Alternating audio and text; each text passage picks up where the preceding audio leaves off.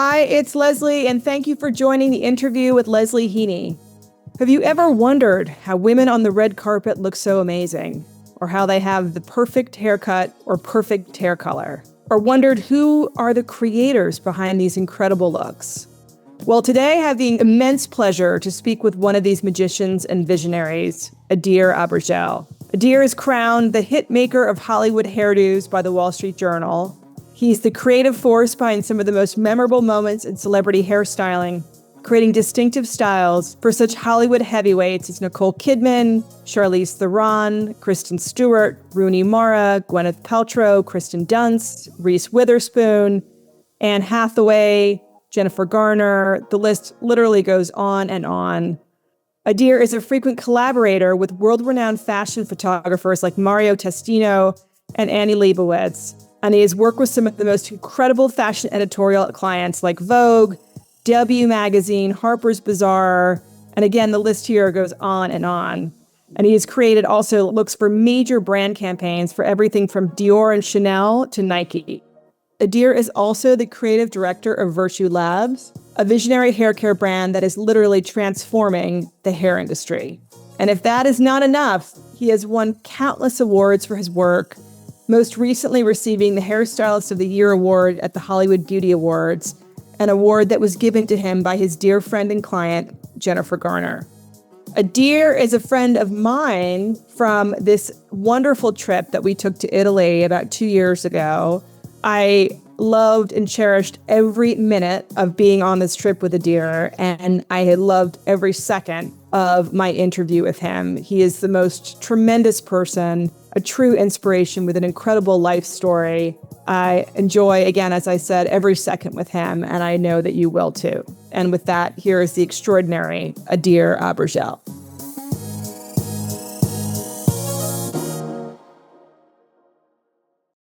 Adir, it is so good to see you. Thank you so much for coming on. Baby, anything for you. Anything. After hiking the world together, we get to do anything together.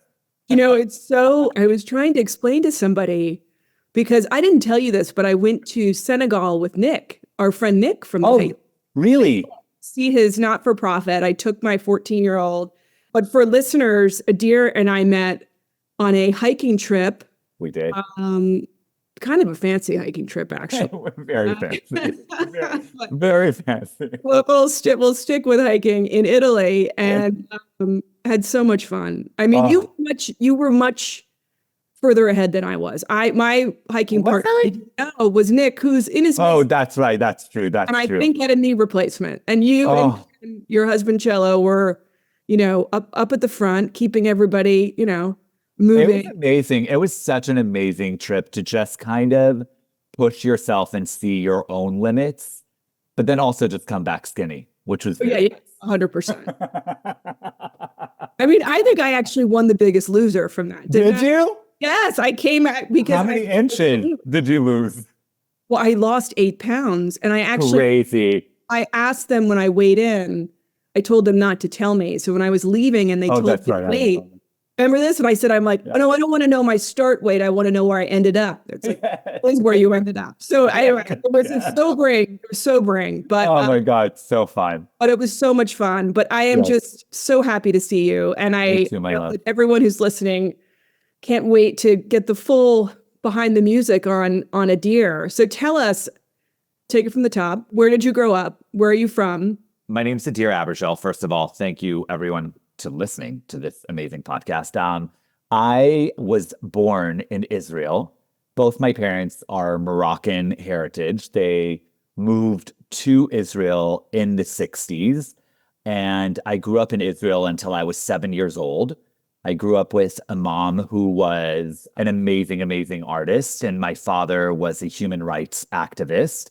My dad started the Black Panther movement in Israel at a very, very early age and really fought for equality within the Middle East. And it's a very complicated story because people don't know about the Black Panthers in Israel. And the Black Panthers in Israel were basically about the Mizrahis, which were basically people who had moved from places like Morocco or Iran or Algeria basically a lot of these like Mediterranean places, Northern Africa's areas. And when they moved there, they had a lot of inequalities and they were put into kind of the slums of Israel. And my father was very frustrated as a young kid and started an entire movement and went and fought with like Golda Meir and like everyone else. So I grew up protesting most of my childhood in Israel. And at 7, I was sent away to go and live with my aunt in the United States. And so I moved from Israel to Sunset Boulevard across the street from the Guitar Center. As one does. Yes, as one does, with hookers and a lot of metalheads. And that was basically the introduction of coming to America. Amazing. Amazing. I mean, that is almost like the movie Coming to America. It is. So, and you too, started with this passion in the arts, right? Dancing was your first love, right? Didn't you start? I actually, the first kind of love that I had was singing. So when I had gone to elementary school, I went to this elementary school, Gardner Elementary School, and there was an amazing choir teacher there called Mrs. Treptow. And Mrs. Treptow took a liking to me and to my voice. And I kind of became one of like the lead singers in the choir. And early on, when I was around 10 years old there, Michael Jackson got dedicated the auditorium and came there, and I ended up singing for him We Are the World with the entire choir. And then I ended up actually going on tour with Michael as a young kid for We Are the World tour. And then from there, I went to junior high school and I started singing with Brandy, who was an enormous singer during that time. And we represented our junior high school together. So when you were touring with Michael Jackson, so he heard you sing at your school and then said, would you come on tour? Because did he have a child's choir that was singing? Yes, in the background for We Are the World. And so we basically went ahead and did that. And what was that experience like? I mean, I just always loved expression and individuality and kind of like expressing myself. So I didn't really understand how big that actually, what it actually even meant. I just kind of went ahead and sang. And so it was something that I absolutely loved. And I kind of did that. And so I don't remember it being this like big prolific like thing within me. It's never been. I'm kind of more of a very pragmatic person. It's like, there's something in front of me. I go and do it. I really enjoy it. I give it all my heart. And then I kind of move on. And the same thing when I did that with Brandy. I mean, Brandy was huge. Brandy was huge. It was like Brandy and Monica and all of those people around that time. Yes, exactly. Were you like on the bus touring? Did you go to the? No. We basically, there was a few concerts that were happening around Los Angeles. And so we ended up doing those tours around LA. I mean, that is like, look at you, like right out of the gate. You're like, you just get to the States. I know. You've been like, you're doing what? And it was interesting because, I had to learn English very, very, very quickly, Leslie, because I came here only speaking Hebrew at the time. And I had this amazing teacher named Mrs. O'Connor, who I still remember very, very well. And she just truly invested in me learning the language. And I think within 6 months, I spoke English fluently.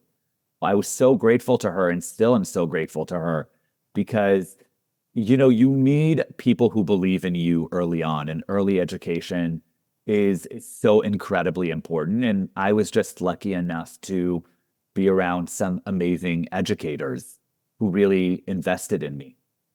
I just interviewed Denise Graves, who you may know as this kind of world famous opera singer. Yes. He was talking to me just about the same thing, about the importance of these teachers at different moments in her life that really invested in her kind of above and beyond what was happening in the classroom, took her to recitals on the weekends. In this case, this woman investing in you and teaching you how to speak. 1,000%. Or Mrs. Treptow, who really believed in me and singing and gave me a voice and allowed me to have the confidence to, be able to do that. And, you know, I was going through big changes in my life. I had left my father and mother and sister and brother all behind and moved into a new country with an aunt that I didn't really know deeply. And so it was a lot of changes. So to have music and to have the arts and to have, and, you know, and this was a public school. This is not like you're going to some private school. So there's some incredible, amazing human beings on the planet that really, really love what they do. And so I learned kindness at a very, very early age. Yeah. Yeah. And just how one person can really make such an impact and such a difference. Yes. So you're singing with Brandy, you're singing with Michael. Then, did I read this correctly that you started doing your mother's friend's hair when you were 10? Or your aunt's friend? Yes. So basically, So, you know, so we didn't grow up with a lot of money. We lived in an apartment where both of her sons lived there, and her husband and her and me. And so, you know, to make extra money and take extra money to school and like be able to do all of that, I was like, I need to hustle. I need to figure out a way to do this. And so I saw that all of her friends were basically coming over and getting their hair color done and getting like, you know, needing blow dries. And so I was like, can I apply your color for you? And so that was like an extra like $4 a day. And so I was like, okay, amazing. I'll apply your color. And so then I applied the color. And then one of the friends said, will you help blow dry the back of my hair? I can show you how to do the front. And so then I would kind of do that. But I never really thought anything of it. It was just like a way and a means for me to make a little bit of extra cash. I mean, so I was going to say, did you read the instructions on the box, or you were just learning? No, I just like, it was probably messy. I probably dyed their foreheads. But somehow that was better than them doing it themselves. But then you had that experience, and then somehow they gave you the confidence to apply for a job, right? With Arthur John. You're 15. Yes, so I'm 15. I'm 15 years old. I end up taking my GED. I graduated from high school, and I decided to go to Santa Monica College and basically take cosmetology school there. Yeah. And so I go to cosmetology school there, and about a month into it, I realized like, oh, this is just about sterilization and sanitation. This is not really about teaching me how to do hair, right? And so is it like they're like, make sure this brush doesn't touch that brush? Yes, exactly. I mean, at that point, like really, like they're trying to like make you not kill people or give them the bubonic plague, right? So you're like, okay, all right, I understand what this is really kind of all about, right? And so very, very quickly, I had heard that someone was looking for an assistant. And I was like, oh, I don't even know what the fuck that means. But like, guess what? I'm going to get up and go and take the bus to Beverly Hills and go in for this interview to become an assistant. And so I get on a bus. I go from Santa Monica to Beverly Hills. It was on Beverly Boulevard between Robertson and Doheny, if anybody knows where that is. Yeah. And I go to this salon, and it's named Salon and Nico, and I know nothing about this place. And I end up sitting with this guy who somehow, don't ask me, at the end of our interview, I had convinced him that I was dropping out of school and that he was going to do an apprenticeship program so I can get my license through him, and that he had to go to school. So he had to go to school instead of me going to school. And somehow I ended up doing that. And what I realized very, very, very quickly once I started working with him and dropped out of school is that he was probably one of the most prolific hairdressers of the 70s, 80s, 90s. Our clients were Tina Turner, Shaka Khan, Olivia Newton-John, Julie Christie, Diane Carroll. He did the Princess Leia bun. He did Olivia Newton-John. When Karen Carpenter passed away, he had done her for years and did her for her funeral for the open casket. So this man was prolific. He could take a few hairs and create sculptures out of it. And I ended up working for him for almost 7 years, Leslie, and these women became my mentors, these amazing, strong, powerful, amazing women that I got to see on a human level because they came in for their weekly hair. They didn't come in as celebrities. And, they ended up really loving me and really teaching me a lot about strength in women and empowering women and the power of what hair can do for an individual when they feel powerful through that craft. And that's how it started. Yeah. So you really responded to sort of seeing the impact that your mentor basically had on their hair and how that made such a difference to them, right? Or that on their hair, on life, on listening, on conversation, on empathy, on respect, on exchange of creativity. There's so many elements to hairdressers, and I respect my hair brothers and sisters so much because it's so much more than just doing hair. When you really think of hair and kind of the history of hair, when you think of, as an example, of Tina Turner, you think of her big hair and her legs, right? When you think of Dolly Parton, you think of her big hair.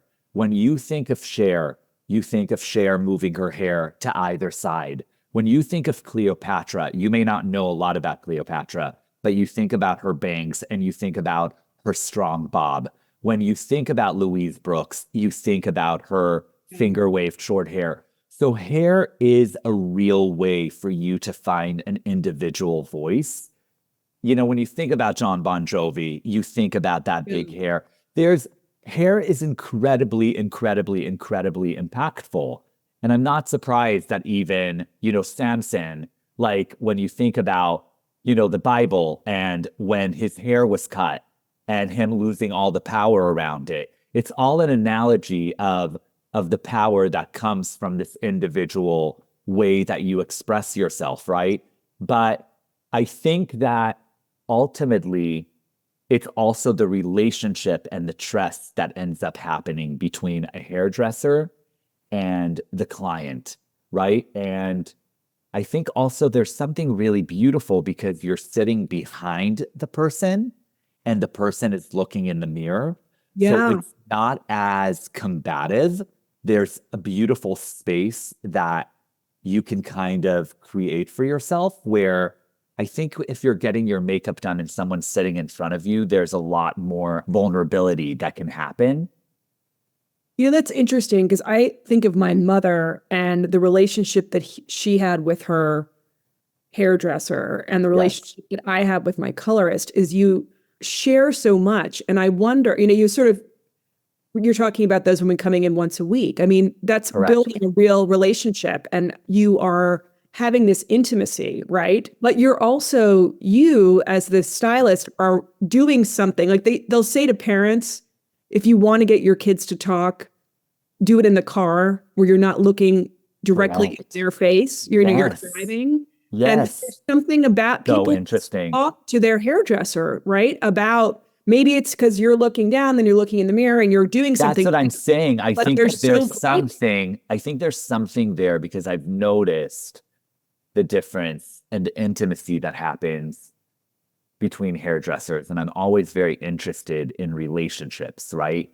And I grew up around these women who had very deep relationships with us. And, at the end of the day, our legacy is our connections to one another and what we give back, right? And the exchange that we give to one another and what we leave behind. And so that's something that has always been very important for me in my career. And I think that's how I built these 25-year relationships with all of these people. Right. And you also knowing what's happening in their lives. Like, let's say there's a big transition, someone's going through something tough what do you want to do? Or how do you feel like kind of getting an idea of where you're at, right? And for sure, 1,000%. I mean, at some points in your life, you feel more confident to take more risk. Right. At some points in your life, you feel more vulnerable. So you have to be very gentle with that. For me, my job is a very interesting job today because I get to work in many different factors of the beauty industry as a hairstylist, right? So I may be doing girls for the red carpet when they're going to the Oscars, which is making them feel confident as themselves, but still storytelling. So taking Norma Jean and making her into Marilyn Monroe, right? But at the end of the day, she's Norma Jean. So now I'm creating this storytelling around who she wants to be as she's going out there into the world. Then I also design movies, which has nothing to do with the individual, but more about the script and the character. Or then I'm shooting specifically for a Chanel campaign, which really is a representation of what the brand's visuals are wanting to say out there to the public and to the market, right? And so there's many different facets as I'm doing this now that I have to think about as a variable. Oh, definitely. Well, I was going to ask you sort of, you talked about the red carpet, right? How do you handle, because I've seen this by watching you on your Instagram. Yes. I'm like, wait, how are you doing Nicole Kidman and then doing like Kristen Stewart or something for the same Yes, for the same right? event. So, and obviously they're going to let you know, I would think, like kind of what they're wearing or what they're feeling or what, but you have to kind of. So because I started in a career being mentored, mentorship is one of the big legacies and importance that I have taken on. And so I have an army of these incredible, talented young kids that I mentor and that I help them build their careers. And in turn, I have a community that if I am doing multiple people, I have my assistants who can be there as I come in. I can do someone early, leave an assistant behind, go and do another person. Also, I also have an amazing team of agents that have been with me for almost 23, 24 years. So they understand how to navigate my schedule and also the importance of, okay, is this girl getting nominated this year? Well, maybe she'll get the prime spot, right? Right. It's like almost like the only way that I can kind of explain it is if it's your wedding, it is your main date, right? So you're going to get the prime time spot. But your bridesmaids, who also need to be done, might go before you, right? And then I might leave an assistant with them after I initially helped do them. And so that's kind of how you have to think about it. And so I really function in a way of like the importance of how that moment is for you, who can kind of go first, whose hair has more vulnerability, meaning in staying. Like if I'm doing Kristen Stewart and her hair is shaved off, she can obviously go off, she can go first, while I'm doing Nicole Kidman, who may need more of a blowout that is sustainable and holding for, 13 hours as she's going out there. So, but before they come, do they, yes, you're doing like, your team is doing probably all the prep of what are they wearing, right? That's a complicated question because the variables are different for every situation. Okay. There are days literally that, let's say Charlize Theron is literally landing from doing a movie. She hasn't had a fitting yet and she has to go to the Oscars. So we don't even know what dress it's going to be. There's probably 4 or 5 dresses that she's going to try on even the day of. But what I do internally, so we are a very well-oiled machine here where we kind of prepare for any variable that may come. So it may be that we have wigs, so it'll be long hair. I have extensions. I have a colorist on hold. So everything can change. I do Pinterest boards where there is inspiration from updos to long hair to anything that I think could fit into the essence of the individual. And each person has an essence, right? What I do on Kristen Stewart, I wouldn't necessarily do on Reese Witherspoon. What I do on Jen Garner, I wouldn't do on Rooney Mara. You know what I Right. mean? So every single person has their own energy. And I really try not to homogenize humans, but really find their essence and tell their story that way. That's incredible. And then when you're working for an ad campaign, like you mentioned, Correct.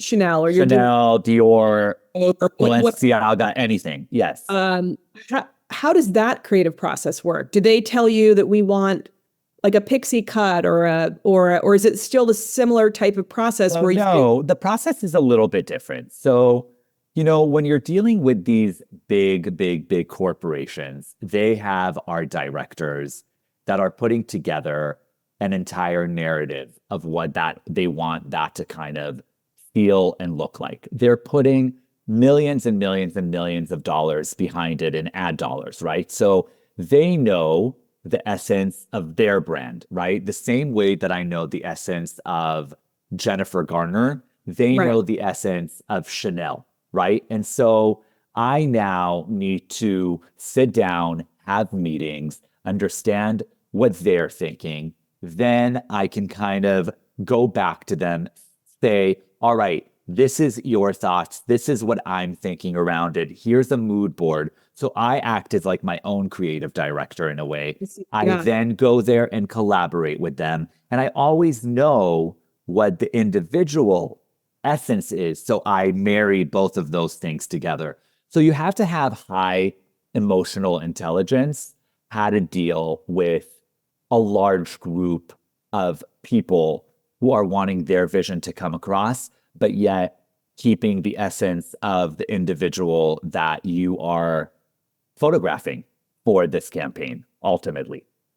But because of your reputation, right, and your level of expertise, I would think that you're doing your mood boards and you're having these meetings. They really, I think probably they hired you because Yes. they want to sort of allow you to take those reins a little bit For once you. sure. And my aesthetic. I mean, look, at the end of the day, right, we all have a different aesthetic. Every painter has a different way of painting, right?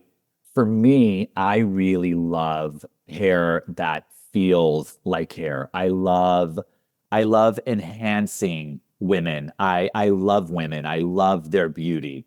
So I'm not trying to do something that takes them away. It's interesting with like Kristen Stewart, like so many people get very angry that she has like a mullet or that we shaved her hair off or that there's like literally a razor cut on the side. And I'm like, Yeah. it's not about what you like. It's about what she feels she wants to say to the world through her hair. And Yeah. so I'm always trying to find the balance, even for these brands who may be selling to conservative people, like, yes, but this is the beauty of this individual, right? And so finding that and how do you kind of tell the story together and making it appropriate for everything. So it's beautiful. It's such a beautiful process. And yes, they hire me for my eye and for knowing how to create the balance always. And that's beautiful and humbling that I get to be trusted not only by my clients, but by these huge corporations and these Yeah. huge brands that I respect immensely. And,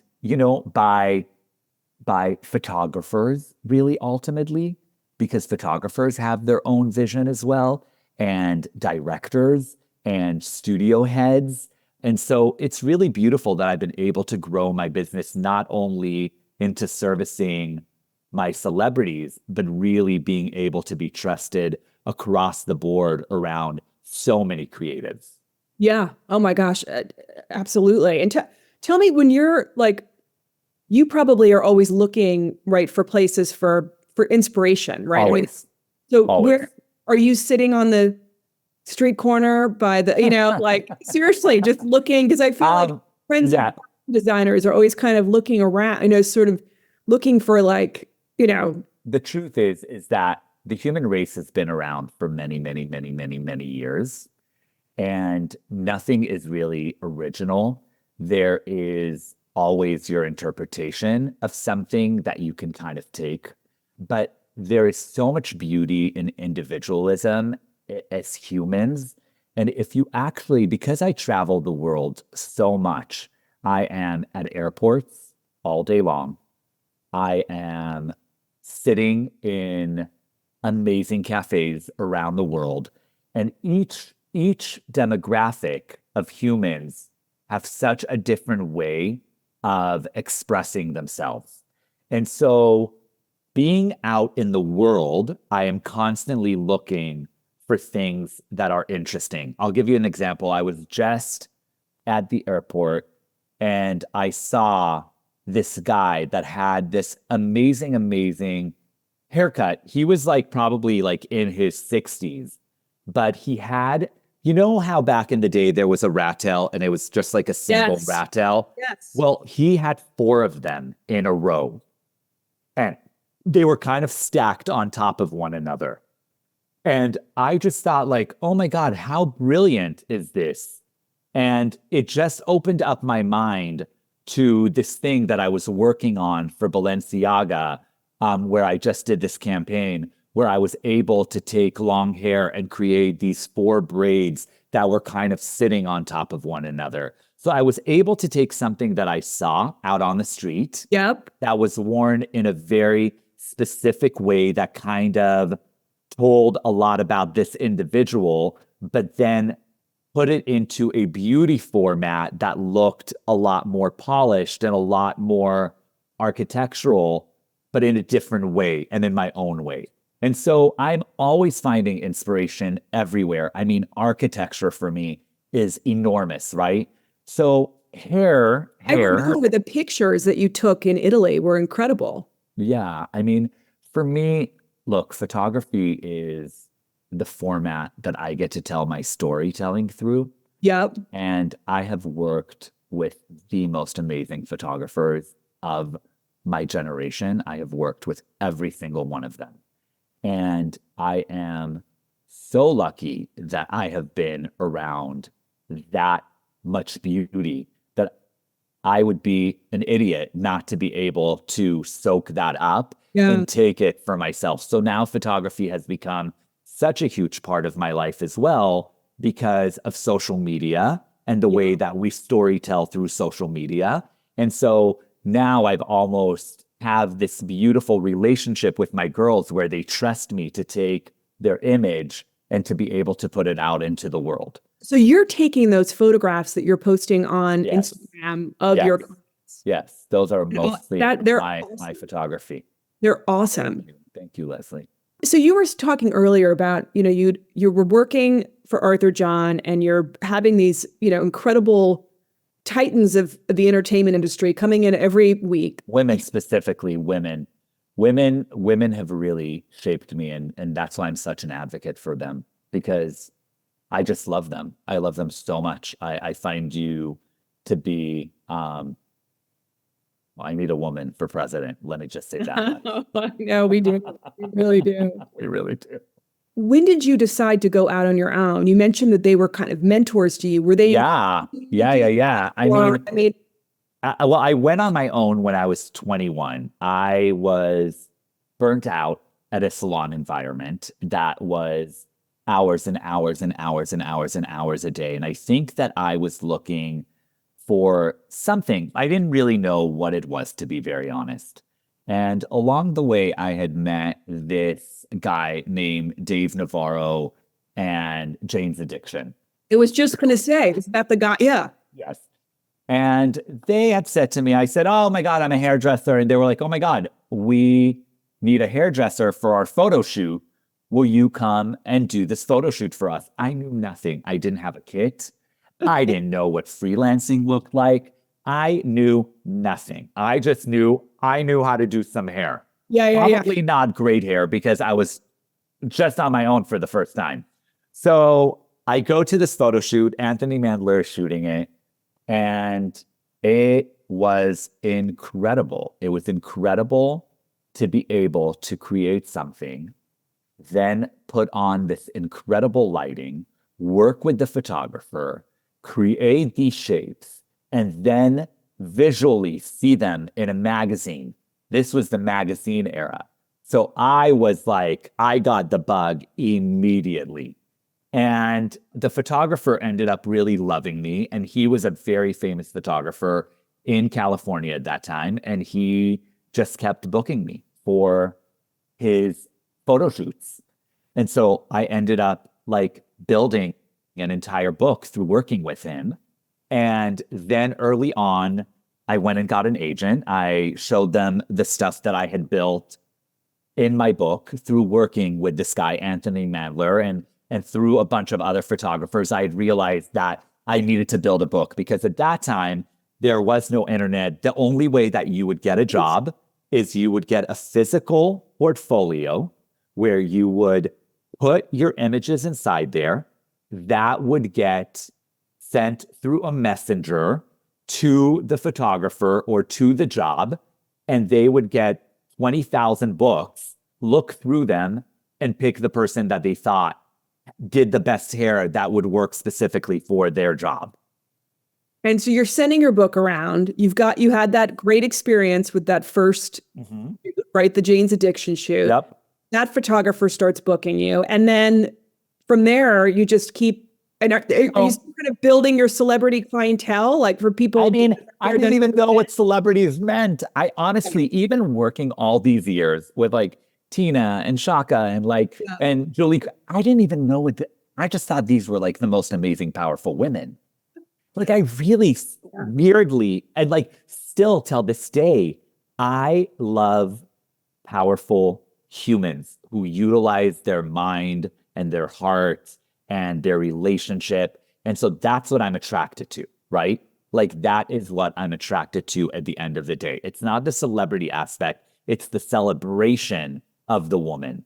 Right. So I always say like celebrities are just celebrated women because of what they've been able to impact our popular culture with, right? Yes. Yeah. And so that's how I've always looked at it. So I never really understood like the celebrity element of it. I understood the celebration of the individual.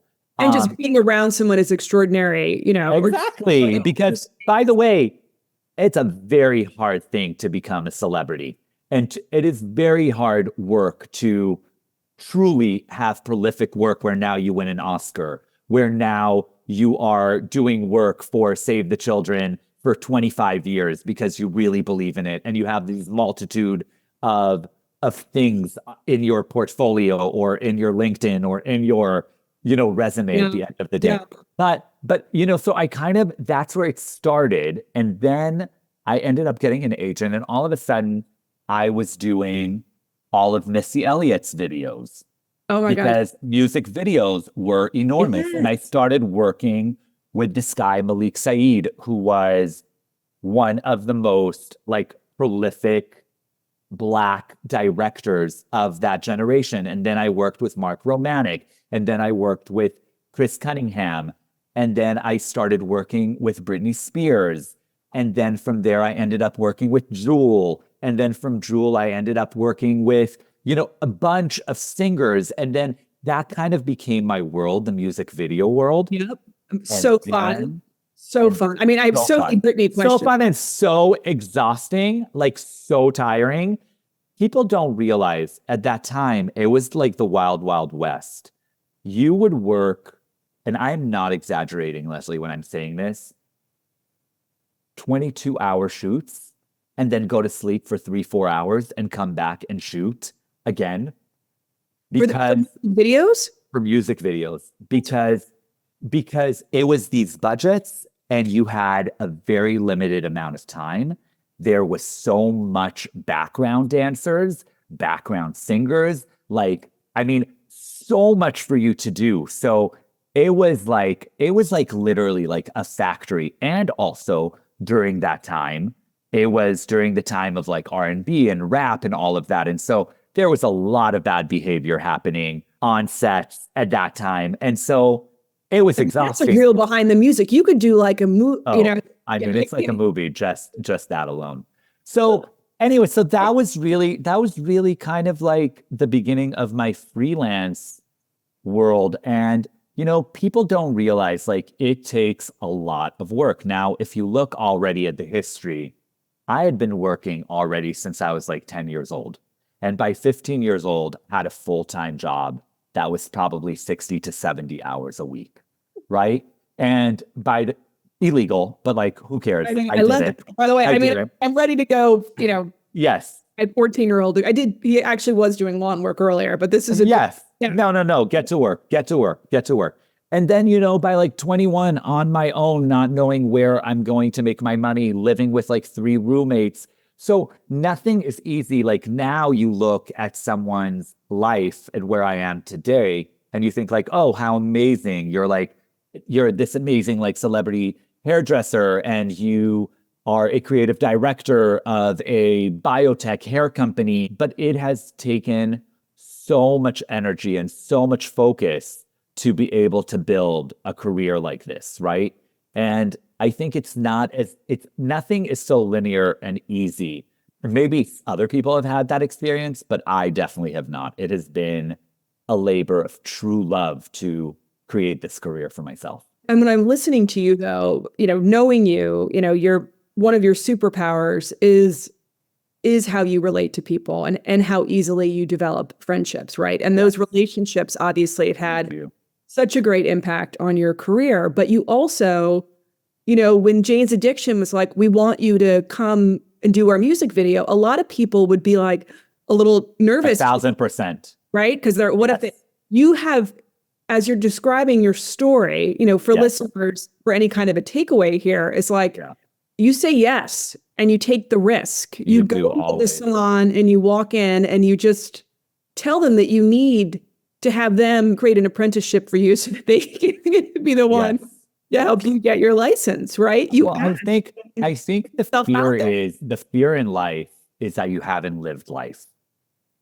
Yeah. And the truth is that experiences are beautiful, and fear is a natural format that will come into your life always. It's not that I'm not fearful, right? It's more that I want to act from love and not fear. And so I'm always, when I look at the pendulum and I see that I'm living in more of a fearful place, I always try to push it into the other half. And that other half is yes. The fear is no. The love is yes. And so even if you're fighting with your husband, even if you're like in a situation with friends, it's about saying, yes, I actually hear you. Let me hear actually your perspective. Because if I'm saying no, it's out of fear of not being understood, or the fear of you not hearing me. So you have to get to that place of love first before you can truly be a vessel for anything else. And just don't let fear take over, right? You just can't let fear take over. Correct. Tell me, okay, I want to know, is there any celebrity or personality or person that you haven't styled or you haven't done that you'd like? Can Maya Angelou please come back? I mean, yes. Again, like, I think that for me, it's around being around incredible minds. And so it's very hard to say who hasn't come into my life, right? The way that I tend to pick people in my life that I work with is always through the work and not through, is this someone cool right now? Is it actually someone that I respect? Is it someone that I actually respect their mind? Is it someone that I want to be spending that kind of time with? Is it someone that I want to invest my time into building, right? Because, and by the way, it could be someone who just did a brand new film that just literally was in Sundance, but I saw it and I'm like, oh, this person needs me to invest my time into them because I believe in them, right? And it could be Hillary Clinton, who I love, who I will make sure that I go there because I want her to be represented in the world in the best way. Because unfortunately, humans judge through the initial viewership of what they see, right? We just saw right now this insane situation with the presidency between Trump and Biden. And all we're doing is we are judging specifically on the way that they looked, right? Not on so many other ways. Like everyone who I've spoken to is always talking about like, oh, he looks sick. Oh, he looks old. Oh, he looks too orange. Oh, he looks like not enough. And so it's interesting. It's interesting how we utilize visual to set our first initial reaction. And I think when you look at history, that's why Norma Jean would not have sold you a sexualized person. And that's why she became Marilyn Monroe. Right. Well, it's so funny to me as I'm looking here and that I interviewed a friend of mine who's a plastic surgeon. Yes. And the whole time that we're talking, I said to him, like, Doug, can you see what I need to have done? And as I'm sitting across from you, I'm like, the air conditioning has blown out on the side of the house. My hair, I'm like, I can tell Adir's like, No, I don't judge. You know what I would? Is if you're going to put effort into it and it's not right. The wonderful thing is like, look, I'm wearing a hat right now as we speak. Because who wants to deal with this situation? I don't want to deal with it. So bye. Thank you, hair. Well, I should have got, I mean, I literally, as I'm sitting here, I'm like, this is hilarious. No, you're gorgeous. Your skin is beautiful. You have hair on your head. You're healthy. I mean, you have a beautiful mind. Like, what a beautiful combination of things. Let's talk about, since I turned 50 this year. Yes. I want to talk about what you're doing with Virtue. Please. The hair itself. I mean, obviously, you talked about you like working with real hair, or I like working with the fiber. The fiber and the human, because it really is like sculpture, right? So hair, if you manipulate it the right way, if you know how to add more hydration to it, if you know how to dry it out, if you know how to wash it right, if you know how to use the right amount of heat, all of it becomes your incredible way to sculpt, right? So the minute that I start with hair, the first thing that I do is I touch it. And I can tell you immediately if it needs more hydration, if it needs more washing, if it's a little bit too oily, if it's a little bit too dry, if 350 degrees is going to work better on it than using 125 degrees. So it's almost like, think about like baking and like sculpting with like clay. Like ultimately it has its own conversation, because even when you're working with clay, if it doesn't have enough moisture in it, it's going to start cracking. If you put enough water in it, it's going to start getting hydrated. You can create different shapes. So Virtue, like when I work on product development for the products, I think about the problem and then the solution. So do you find with women with aging that their texture of their hair changes, or is it really just depends on the person? And I mean, no, 1,000%. Nobody has really spoken deeply about hair aging, right? We talk about our skin. We know how to use a cleanser every day on our skin. We know how to use a serum. We will use then a mask. We will then take something and use under eye like cream. Then we'll do a face mask twice a week.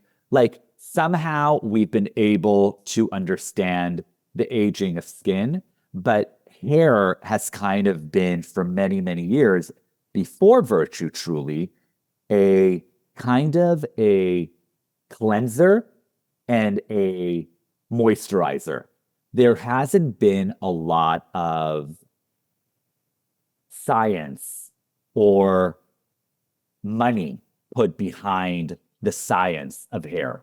And now that we are in an era of biotech for hair, you are seeing so many people understanding so much more that when you have the right molecule size, you can start reversing the aging of hair. And Virtue has been able to do that with a bioidentical protein that is the exact same size as our own keratin in our hair. So it can go in and really start repairing hair and reversing the damage of your hair. So for listeners, you have this collaboration with Virtue. Correct. And you are, one of your key ingredients is keratin, but you just were describing that what they've done, this science that they have is unique to Virtue. Oh, it's 100% unique. We have our own laboratories that are millions of dollars laboratory in North Carolina, where we have scientists working there and extracting this bioidentical protein that then gets put into every single product. Not L'Oreal, not the biggest conglomerates in the world have their own ingredient that they make themselves. So we are the only hair care brand in the world that makes this proprietary, where we have 19 patents on the extraction process of this specific protein that reverses damage in your hair and ultimately anti-ages it.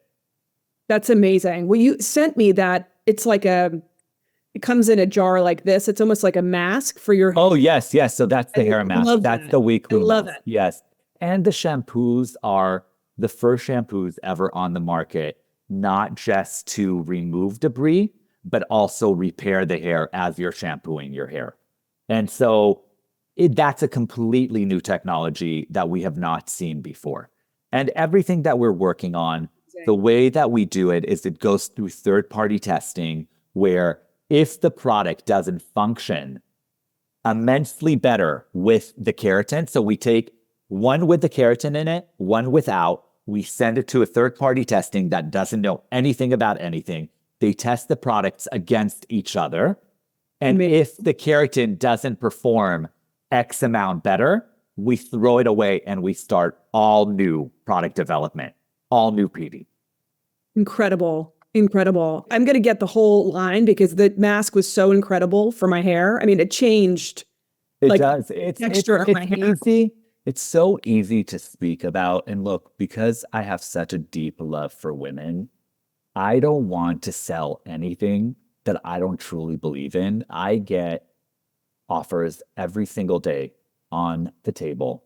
Oh, will you talk about this? Oh, will you do this? Oh, will you? No, actually, I won't, because I really believe in relationships and I believe in authenticity. And William Burroughs always said, the only currency that you have in this lifetime is your name. So keep it clean. Yeah.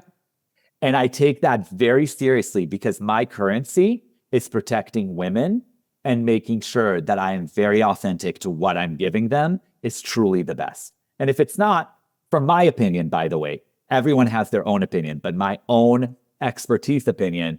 So virtue is a very easy sell for me, because millions and millions and millions of dollars have been going into just building this protein that repairs hair. Amazing. I mean, all right, I'm looking at the time, and I have to go. I have to go to Kimmel tonight to go and do this girl Mia Goth. So my God, she might have ugly hair if we don't finish up soon. Okay, you're going to give me one more minute, because I am. You won the Hairstyles of the Year award at the Hollywood Beauty Awards. Yes, and it's presented to you by your dear friend Jennifer Garner. Yes. What did that mean to you? Well, actually, no, that award was a different award. The Hollywood Beauty Award, Charlize Theron gave me award. The Daily Front Row Fashion LA Awards was given to me by Jennifer Garner. And that was recently, right? And that was recent. The other award, I think, was, I don't know, maybe a year ago. Amazing. I mean, out of all of these achievements, is there one that has meant the most to you, or is there one moment? It's a beautiful question. For me, the biggest moment is not the award. The biggest moment is the friendships that I have been able to create in my lifetime. And I think if there is a takeaway in general, is that relationships are the most important thing in your lifetime. I truly believe that, because it's how you build community. It's how you build trust. It's how you build support. It's how you build love. It's how you build friendships. And so for me, then giving me that award and listening to someone who has known me for 25 years, from being a kid and growing up together and having so many growing pains on all sides, right? On my side, on her side, me having breakups, them having breakups. Like, there's something that happens that you're able to still have that 25 years later. And so for me, that's the beauty of it. And the other element of it that I'm so proud of is being able to give my lessons to my mentees and then helping them get agents, helping them grow, seeing them. I call them my kids. They're my kids. I don't have any kids of my own, but I feel like I have hundreds of them in the world. Amazing. And how lucky they are to have you. Oh, how lucky am I? Seriously, everyone would have ugly hair in Hollywood without them, just so you know. All right. Okay.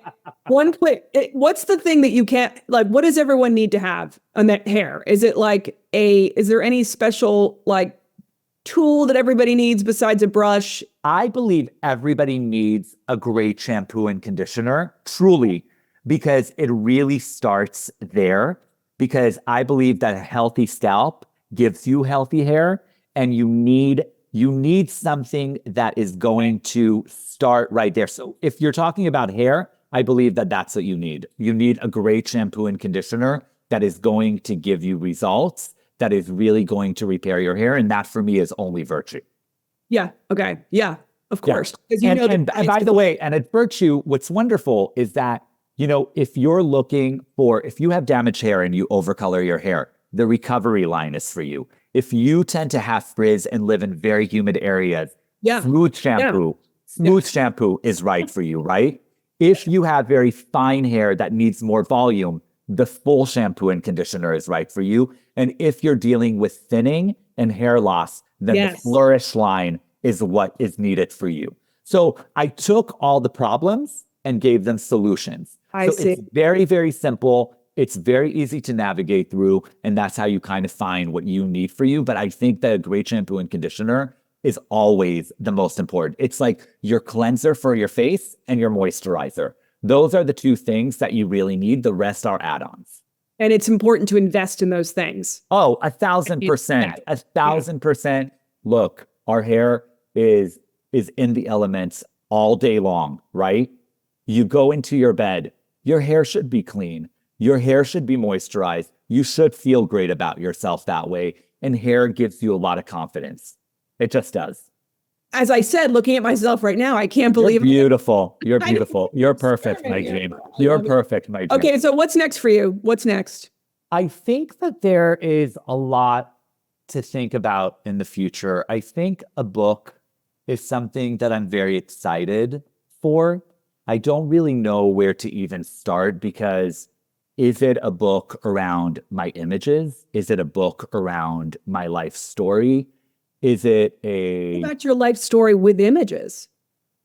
I mean going for the music video. I mean, that whole, all the, you've such a fascinating life story.